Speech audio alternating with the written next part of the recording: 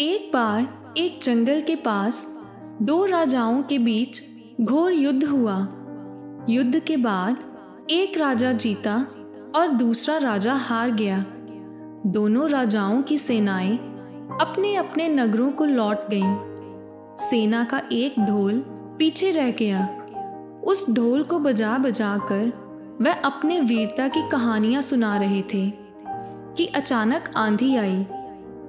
उस आंधी के जोर से वह ढोल लुढ़कता हुआ जंगल में एक सूखे पेड़ के पास टिक गया। जब भी आंधी आती और उस सूखे पेड़ की टहनियां हवा से नीचे गिरती और ढोल से ढम ढम की आवाज आती। एक दिन एक लोमड़ी उधर से गुजर रही थी। उसने ढोल की आवाज को सुना और वह डर गई। ऐसी अजीब आवाज उसने पहले किसी जानवर की नहीं सुनी थी।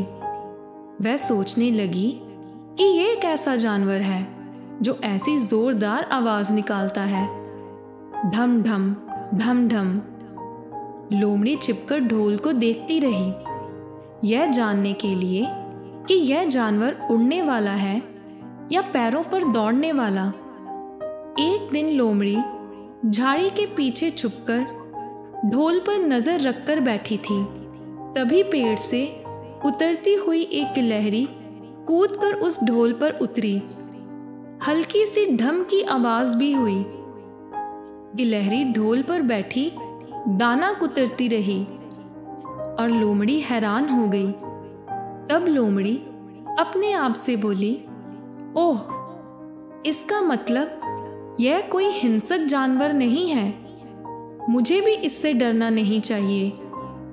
लोमड़ी फूंक फूंक कर कदम रखती हुई उस ढोल के पास पहुंची और उसे सूंघा। ढोल का उसे कहीं कोई सिर पैर नजर नहीं आया।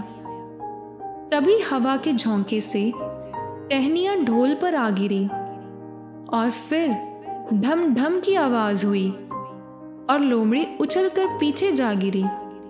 लोमड़ी उठी और बोली कि अब समझ में आया कि यह तो बाहर का खोल है। जीव इस खोल के अंदर है। आवाज ही बता रही है कि जो कोई जीव इस खोल के अंदर रहता है वह मोटा ताजा होना चाहिए। चर्बी से भरा हुआ शरीर, तभी तो यह ढम ढम की जोरदार आवाज निकालता है। लोमड़ी फटाफट अपनी गुफा में गई और अपनी बहन को बोली, बहन, आज तो मोटी ताजी दावत खाने को तैयार हो जाओ। उसकी बहन बोली, वाह, एक मोटी ताजी दावत कहाँ है? मेरे तो मुंह में पानी आ गया। पर बहन, तुम उसको मारकर क्यों नहीं लाई? तब वह पहली लोमड़ी गुस्से से बोली कि मैं तेरी तरह मूर्ख थोड़ी हूं। वह एक खोल के अंदर छिपा बैठा है। खोल ऐसा है कि उसकी दोनों तरफ सूखी चमड़ी के दरवाजे हैं। मैं एक तरफ से हाथ डालकर उस शिकार को पकड़ने की कोशिश करती तो वह शिकार दूसरे दरवाजे से भाग ना जाता। हम आज रात को दोनों मिलकर उसका शिकार करेंगे। रात होते ही वह दोनों वहां पहुंच गईं। अभी वे उसके पास पहुंच ही रही थी कि फिर हवा से टहनियां ढोल पर जा गिरी और ढम ढम की आवाज निकली। लोमड़ी अपनी बहन के कान में बोली कि सुनी उसकी आवाज? जरा सोच, जिसकी आवाज इतनी गहरी वह खुद कितना मोटा ताजा होगा।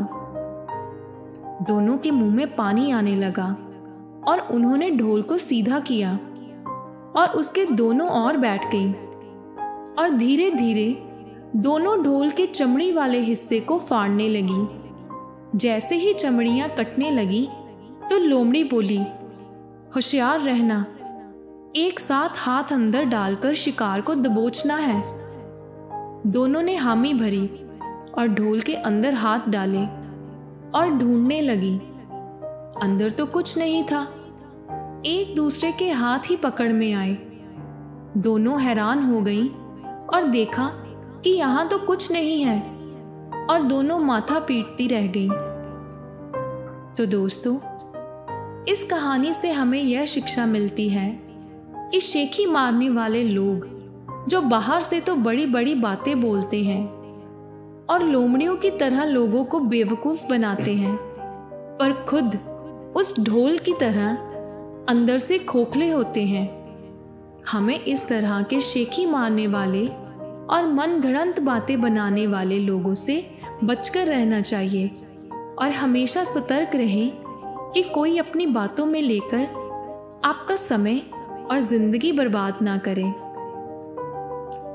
अगर आज की कहानी आपको पसंद आई हो तो चैनल को सब्सक्राइब और वीडियो को लाइक और शेयर ज़रूर करें। धन्यवाद।